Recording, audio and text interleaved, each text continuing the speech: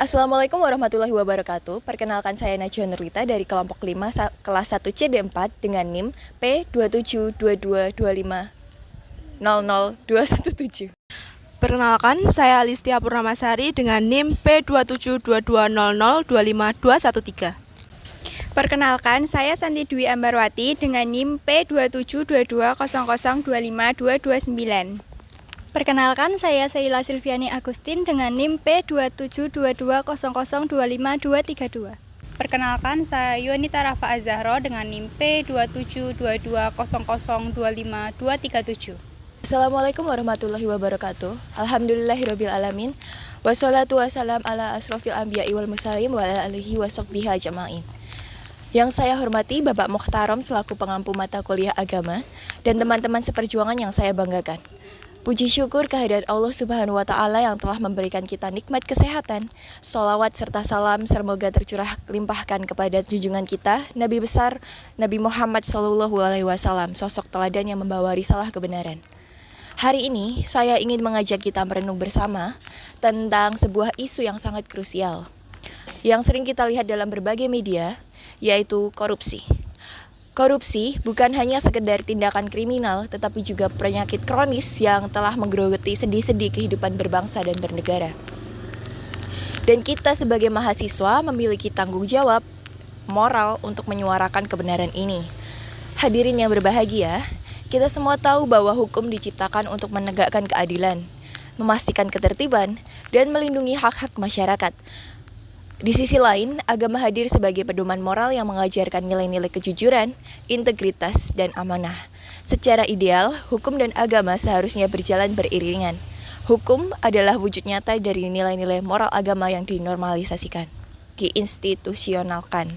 Namun, dalam realitasnya, kita sering melihat keduanya berada di persimpangan yang berbahaya. Kita saksikan bagaimana hukum kerap kali tumpul ke atas dan tajam ke bawah. Kita juga melihat ironi di mana para pelaku korupsi yang tertangkap justru kerap kali menggunakan simbol-simbol agama untuk menutupi kejahatan mereka. Lalu, di mana peran fungsi profetik agama? Fungsi profetik agama bukanlah sekedar menjalankan ritual seperti sholat, puasa, atau zakat. Lebih dari itu, fungsi profetik adalah fungsi kenabian.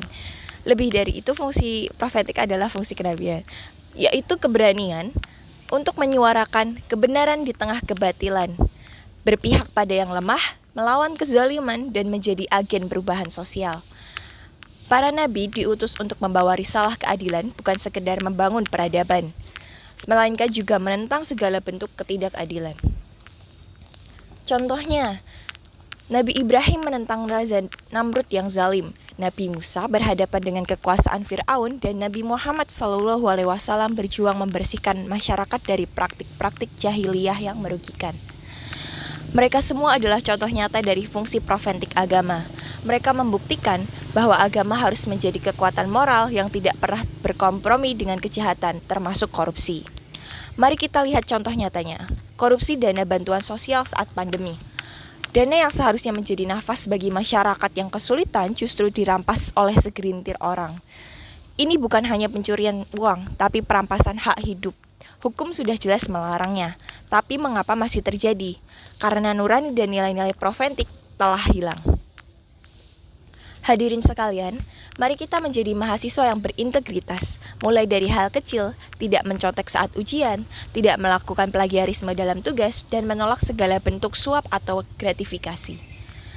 Yang kedua, kita harus bisa menjadi suara yang berani. Jangan takut untuk menyuarakan kebenaran, kritisi kebijakan yang tidak adil, berpartisipasi dalam diskusi publik, dan dukung gerakan anti korupsi.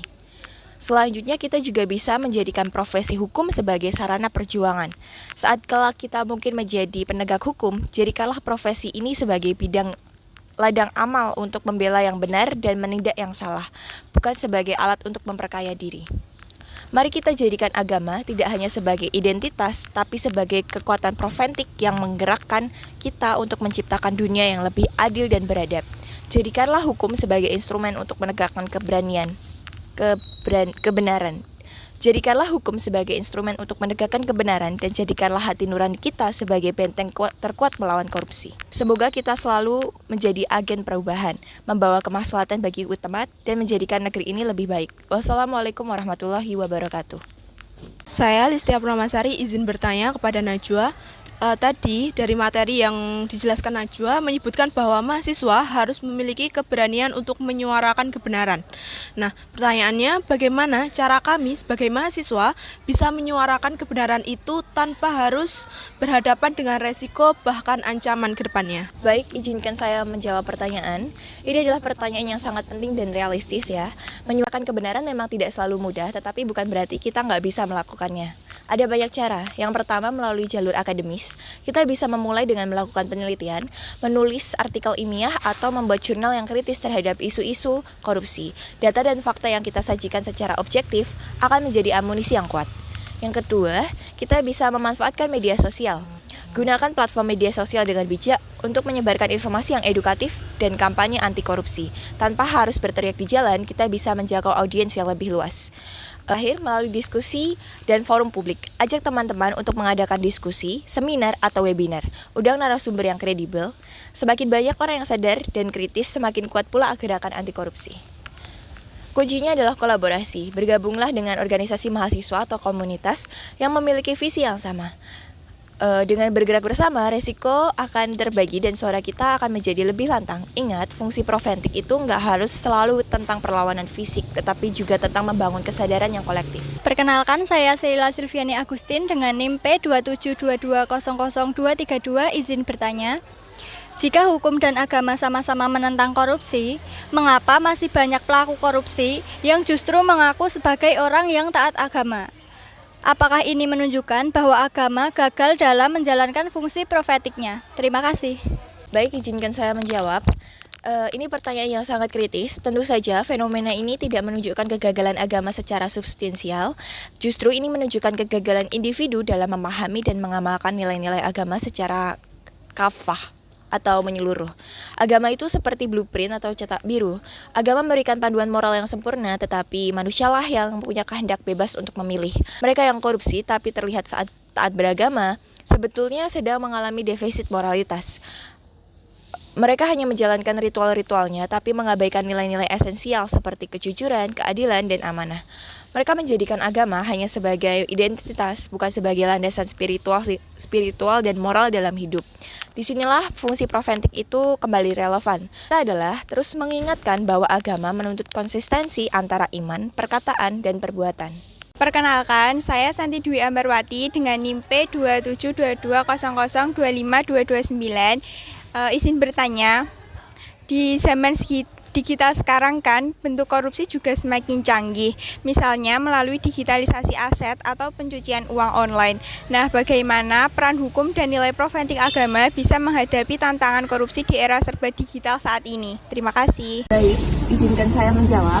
Secara hukum, kita butuh regulasi yang lebih kuat dan efektif.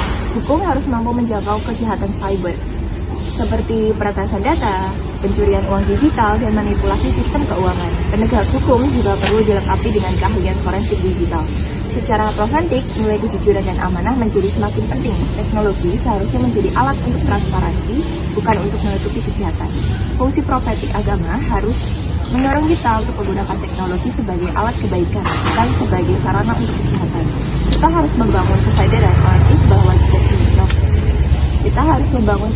kolektif bahwa jejak digital kejahatan tetap bisa dilacak baik oleh hukum maupun oleh Tuhan.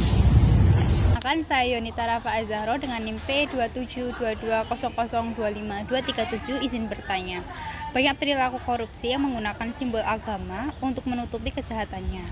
Bagaimana seharusnya kita menyikapi fenomena ini? Terima kasih. Baik, izinkan saya menjawab. Kita harus kritis dan tidak terkecoh dengan simbol agama. Korupsi tetaplah kejahatan, sehingga pelakunya harus diproses tanpa pandang bulu, dan agama seharusnya menjadi pedoman moral, bukan tameng untuk menutupi kejahatan. Sekian diskusi dan ceramah dari kelompok 5. Mohon maaf jika ada tutur kata yang kurang berkenan. Wassalamualaikum warahmatullahi wabarakatuh. Terima kasih.